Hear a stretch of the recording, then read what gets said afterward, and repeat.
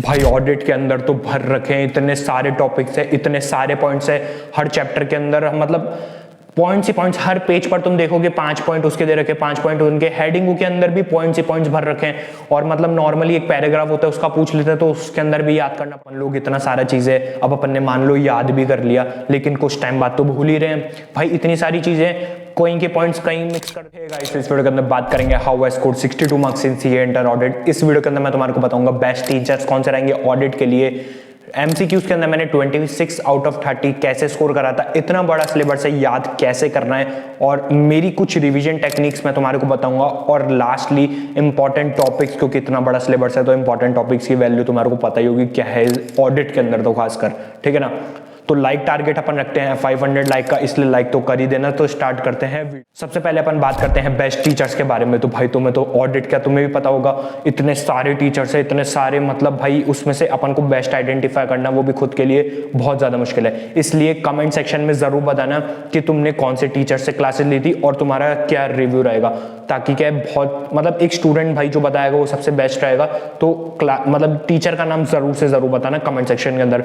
मेरे ओपिनियन के अंदर शुभम केसवानी सर, तुमने नाम सुना होगा भाई, वो मेरे को मतलब रिव्यू मैंने उनका सुना था, मतलब एक मेरे दोस्त से, तो उनका बहुत बढ़िया था। तो तुम मेरे प्रेफरेंस में तुम उनके देख सकते हो।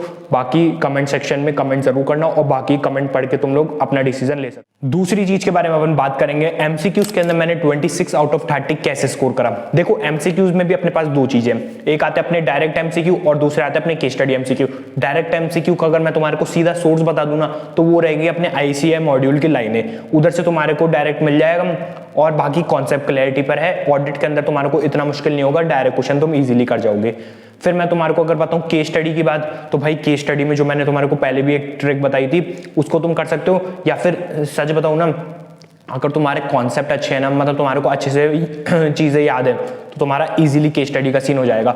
बाकी केस स्टडी के अंदर देखो सिंपल सी चीज आती है। मेरे को याद है मेरे अटेम्प्ट में क्या आया था, देखो मतलब ऐसा आता है कि 4-5 जने, मतलब एक सीए और एक प्रिंसिपल, मतलब और 4-5 आर्टिकल कहीं जा रहे हैं, तो वहां पे वो डिफरेंट चीज की ऑडिट कर रहे हैं। तो बेसिकली जो अपने पास चैप्टर्स है ना, उनके जो अंदर के टॉपिक्स है ना, उससे रिलेटेड चीजें आ जाती है। मतलब डिफरेंट आर्टिकल जहां पे काम करने जा रहे हैं, तो उस आर्टिकल ने ये चीज देखी, ये चीज नहीं देखी, तो ये सब चीजें उसके अंदर आती है। तो इसके अंदर बताऊं, ऐसा कुछ नहीं है कि तुम, जो मैंने पहले तुम्हारे को टैक्सेशन वगैरह में बताई थी स्ट्रेटेजी, कि तुम जो भी वो बता रहा वो तुम ऐसे साइड में लिख लेना, वो सब चीजें नहीं है इसके अंदर। ऑडिट के अंदर है ना, तुम्हारे जो डिफरेंट चैप्टर्स है उसके जो डिफरेंट, मतलब उसके अंदर जो भी टॉपिक्स है ना, उससे रिलेटेड ही तुम्हारे को कोई आएगा।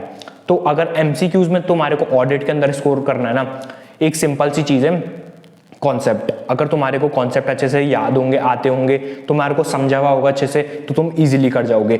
इसके एमसीक्यूज के अंदर इसके अलावा और कुछ भी नहीं तुम कर सकते। एमसीक्यूज में अगर तुम लोग 30 में से 25-26 स्कोर कर रहे हो, तो तुम्हारा सोचो पासिंग तो बहुत ज्यादा इजी हो जाएगा। इसलिए एमसीक्यूज की प्रैक्टिस जरूर कर लेना। एमसीक्यूज की देखो हर सब्जेक्ट के लिए रिलेटेड है ना, एमसीक्यूज की प्रैक्टिस जो आईसीआई की साइड पे आती है ना, आईसीआई बुकलेट जो भी जिसमें एमसीक्यूज होते हैं, सबसे बेस्ट चीज वही रहती है, उससे आराम से प्रैक्टिस करो। सेम आने के चांसेस वो नहीं मानता मैं कि सेम आ जाएंगे, तुम्हारे को खुद से आने चाहिए। जो तुम आईसीआई की कर रहे हो ना, वो तुम्हारे को अगर खुद से तुम सॉल्व कर पा रहे हो अच्छे से एमसीक्यूज, तो मतलब तुमने अच्छे से पढ़ रखा है। ऐसा नहीं है कि उसके एमसीक्यू इधर आ जाएंगे, ऐसा मैंने देखा नहीं है अभी तक। इसलिए तुम कॉन्सेप्चुअली उन्हें अभी तक सॉल्व करो, ठीक है ना। तो ये है एमसीक्यू। भाई ऑडिट के अंदर तो भर रखे हैं, इतने सारे टॉपिक्स है, इतने सारे पॉइंट्स है हर चैप्टर के अंदर। मतलब पॉइंट्स ही पॉइंट्स, हर पेज पर तुम देखोगे 5 पॉइंट उसके दे रखे, 5 पॉइंट उनके, हेडिंगों के अंदर भी पॉइंट्स ही पॉइंट्स भर रखे हैं। और मतलब नॉर्मली एक पैराग्राफ होता है उसका पूछ लेते हैं, तो उसके अंदर भी याद करना पड़ता है। इतनी सारी दिक्कत है ना ऑडिट के अंदर। ऑडिटिंग के अंदर है ना, सिर्फ एक ही अपन को सबसे बड़ी दिक्कत आती है ये चीज की, कि यार याद करे तो करे क्या, इतना सारा है, क्या सारा याद करे, ये तो हो ही नहीं सकता भाई। इतनी सारी चीजें, इतने सारे टॉपिक्स वगैरह हैं। और मतलब अपन जैसे मान लो कुछ अपन ने पॉइंट सेलेक्ट भी कर लिए, जो कि मैं तुम्हारे को भी आगे बताऊंगा इंपॉर्टेंट टॉपिक्स। अब उसके अंदर भी तो बहुत सारे इंपॉर्टेंट टॉपिक है ना, वो भी तो तुम पढ़ोगे, उनको याद करोगे, तो उसके अंदर भी तुम्हारे को बहुत टाइम लगेगा। तो अपन को इतने सारे पॉइंट दे रखे 5-5 पॉइंट, तो इसको करना कैसे। देखो मैं तुम्हारे को ऑडिट का सबसे पहले मेन चीज बताता हूँ। तुम जैसे क्लासेस देख रहे हो ना, क्लासेस मैं बताऊँ क्या करता था, क्लासेस देखी, क्लासेस है ना मैं मॉड्यूल के साथ देख रहा हूँ, मतलब मॉड्यूल खोलकर साइड में, अब वो मार्क करा रहे मॉड्यूल के साथ, मैंने पूरा मॉड्यूल में मार्क कर लिया। मतलब जो मेरे को मीनिंग समझ नहीं आ रहे वो लिख लिए। कोई एक्रोनिम्स, सबसे मेन चीज है ऑडिट के अंदर, खुद से ही बना लो चाहे तो तुम एक्रोनिम्स। मतलब शॉर्ट फॉर्म के मतलब फर्स्ट लेटर ले लिए सारे वर्ड्स का, उससे अपन ने कुछ भी वर्ड बना लिया ताकि अपन को सारे पॉइंट याद रहे। भाई मैंने खुद ने जब पढ़ी थी ना, मेरे पास खूब सारे एक्रोनिम्स मैंने खूब बना रखे थे, और मतलब ऐसे किसी टीचर वगैरह कहीं से नहीं पता तो मैं खुद से ही पॉइंट का करके कुछ भी बना लेता था। तो भाई एक्रोनिम्स बनाना बहुत ज़्यादा इंपॉर्टेंट रहेगा अगर तुम्हारे को अच्छे से याद करना है तो। अब देखो तुमने क्लासेस देखी मॉड्यूल के साथ, मॉड्यूल में तुमने जो मीनिंग है, जो पॉइंट्स है वो मार्क कर लिए। अब क्या है, तुम्हारे को वो याद करना पड़ेगा। दो चीज़ें इसके अंदर, या तो अगर तुम्हारे पास बहुत कम समय ना ऑडिट के लिए, बुक से याद कर लो, कोई ऑप्शन नहीं है। लेकिन जो इंपॉर्टेंट मतलब ऐसे हैं, जो इंपॉर्टेंट ऐसे वगैरह हैं, जैसे चैप्टर 4 चैप्टर 7 इनके जो ऐसे हैं ना, इनके लिए भाई खुद के ही नोट्स बनाओ। पहला अप्रोच तो है तुम मॉड्यूल से याद करो, दूसरा अप्रोच है जो सबसे ज्यादा सूटेबल है कि तुम मॉड्यूल के अंदर सारे चैप्टर्स के नोट्स बना लो खुद के। मैं हमेशा प्रेफर करता हूँ हर सब्जेक्ट में खुद के नोट्स बनाओ हर चीज में। अगर तुम्हारे पास लेकिन बहुत कम समय बचा है तो जिन टीचर से, मतलब अगर तुमने किसी टीचर से क्लास ली होगी तो तुम उनके नोट्स प्रेफर कर लो, उसके अलावा तुम्हारे पास कोई चॉइस भी नहीं है, क्योंकि नोट्स फिर तुम्हारे पास है। बाकी खुद के नोट्स अगर तुम बनाते हो तो बहुत अच्छी बात है। इनफैक्ट किसी टीचर के भी नोट हो ना, उसके बाद भी तुम चैप्टर 4 और 7 के तो बना ही लो, बहुत ज्यादा सफिशिएंट रहेगा, ठीक है ना। बाकी मैं तुम्हारे को वो भी बता दूंगा, जैसे जो चैप्टर 5 9 है उनका क्या करना वो भी मैं तुम्हारे को आगे बता दूंगा, उसकी कोई दिक्कत नहीं है, ठीक है ना। अब देखो तुमने क्लासेस वगैरह ऐसे मॉड्यूल नोट्स बनाने हैं खुद के, ठीक है, नोट्स या फिर टीचर के नोट्स है। अब उन्हें क्या करना है भाई, जो मैं 2 चीजें करता था मैं तुम्हारे को वो बताता हूँ। सबसे पहले तो तुम्हारे को खुद को याद कर लेना नोट्स। और याद कैसे, मतलब देखो मेरा तो क्या है, मैं ऐसे घूमते घूमते खुद को बोलते बोलते थोड़ा चिल्लाते हुए, हाँ ये पॉइंट चाहिए, ये पॉइंट चाहिए, ये होता है, तो ऐसे मैं याद कर लेता था। एक और चीज है, हेडिंग को पॉइंट्स है ना, पॉइंट्स, हेडिंग को पॉइंट से कनेक्ट जरूर करना। इससे क्या होगा, तुम किसी और के पॉइंट्स किसी और आंसर में नहीं लिखाओगे, क्योंकि ये सब बहुत ज्यादा दिक्कत रहती है एग्जाम के अंदर खासकर। इसलिए जो हेडिंग है ना उसको पॉइंट से कुछ कनेक्ट कर लेना कि यार इसके ऐसे कुछ ऐसे कुछ भी कनेक्ट कर लो, कोई स्टोरी के रिलेटेड कनेक्ट कर लो या फिर कुछ लाइन का, ऐसे कुछ भी तुम कनेक्ट कर सकते हो।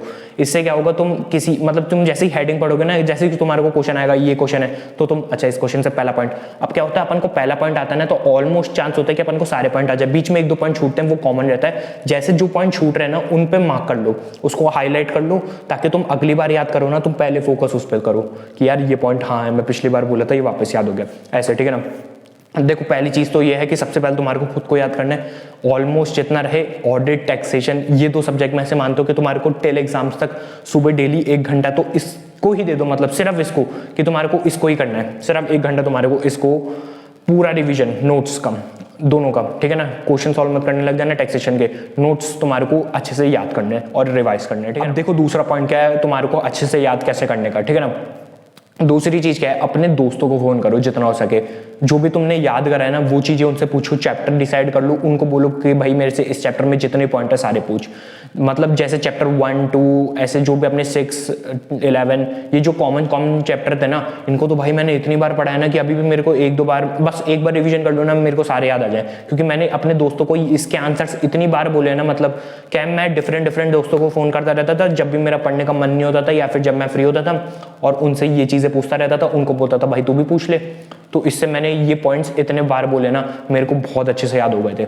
ऐसे ही तुम्हारे को भी याद करने पड़ेंगे, इससे तुम्हारा बहुत अच्छे से पूरे सारे पॉइंट्स याद हो जाएंगे। और ये टेल एग्जाम्स तक ऐसे ही तुम्हारे को करना पड़ेगा, ताकि एग्जाम के पॉइंट तक अपन को सारी चीजें में सबसे बड़ी दिक्कत क्या आती है कि भाई अपन लोग इतना सारा चीजें अब अपन ने मान लो याद भी कर लिया, लेकिन कुछ टाइम बाद तो भूल ही रहे हैं भाई। इतनी सारी चीजें, कोई के पॉइंट्स कहीं मिक्स कर दिए, बहुत ज्यादा ही दिक्कतें रहती है।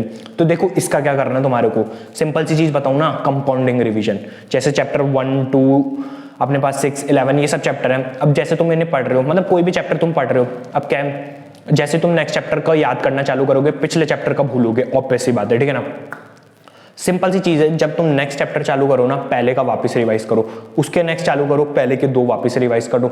मतलब ये है कि तुम्हारे को जो चैप्टर हो गए ना तुम्हारे, मतलब ये तो हर सब्जेक्ट में इंपॉर्टेंट है। और ये मतलब ये अगर तुम चीज ध्यान से करते हो ना, तुम्हारा बहुत ज्यादा समय बच सकता है। क्या चीज, तुम हर सब्जेक्ट के अंदर जैसे ही एक चैप्टर कर लिया, दूसरा उठाओ ना, तो सबसे पहले इसको वापस रिवाइज करो। बहुत बेकार लगता है यार, मैं एक तो पढ़ रहा हूँ और फिर वापस पुराना वाला वही जो रहा था पढ़ने में।